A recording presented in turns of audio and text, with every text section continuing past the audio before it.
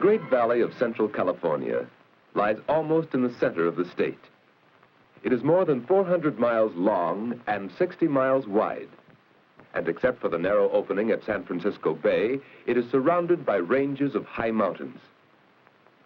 A long time ago, this whole area was a great gulf, an arm of the Pacific Ocean. Many swift streams flowed into it from the surrounding mountains. Rushing mountain streams like this carried millions of tons of earth down into the Gulf.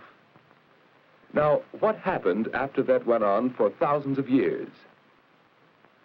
Decayed rock materials from the mountains were dumped into the Gulf and spread out by the rivers and streams. Gradually, the Gulf filled up with these earth materials. Now, all that is left of the old Gulf is San Francisco Bay. After countless thousands of years, the great Central Valley was formed, a valley filled with deep, fertile soils and drained by two river systems. The Sacramento, fed by many tributaries, flows from the northern end of the Great Valley to the Delta land east of San Francisco. And the San Joaquin drains the southern end of the Great Valley, flowing northward to the Delta and the Bay. Now we see that the valley is high at the north and south ends and slopes to nearly sea level where the two rivers meet. In the days of the early settlers, cattle were raised in the northern part of the Great Valley. In the long, hot summers, they could be driven up into the green meadows of the nearby mountains.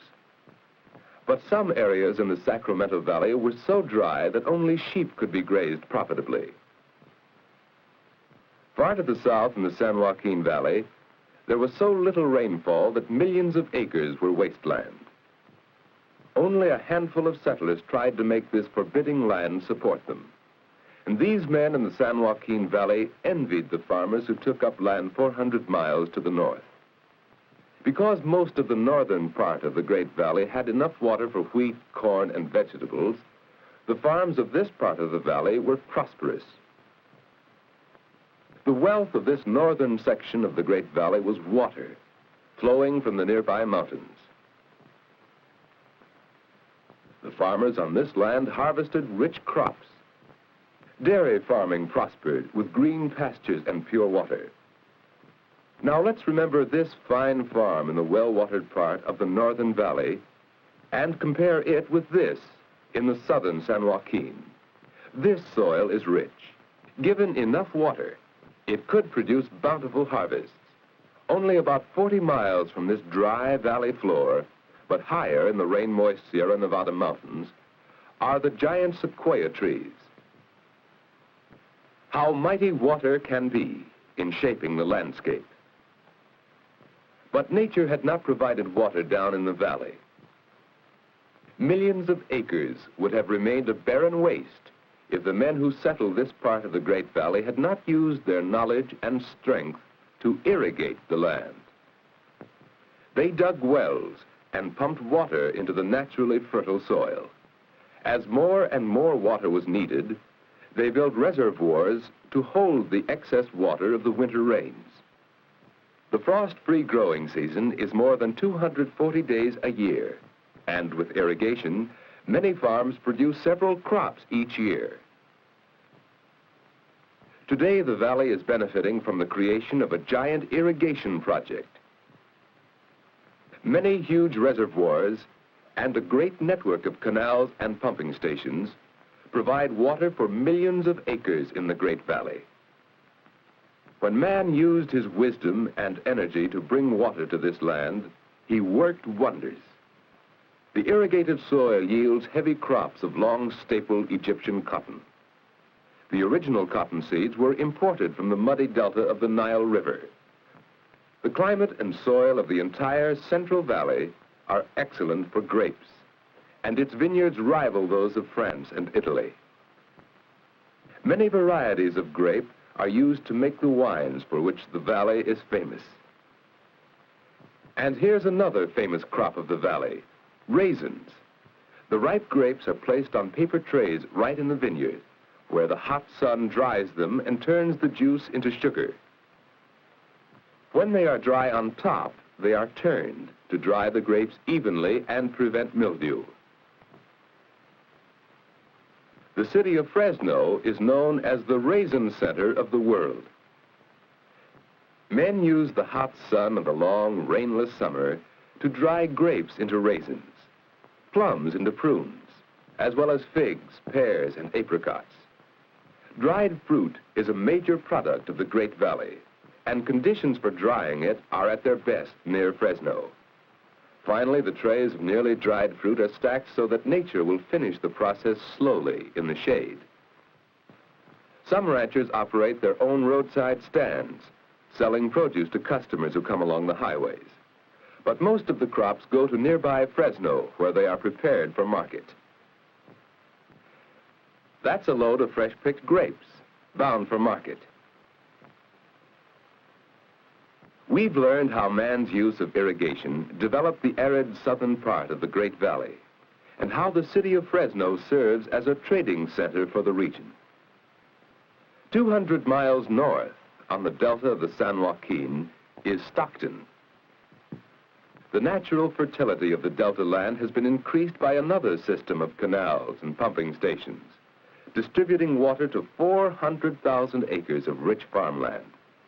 The irrigated land produces valuable harvests of beans, carrots, celery, tomatoes.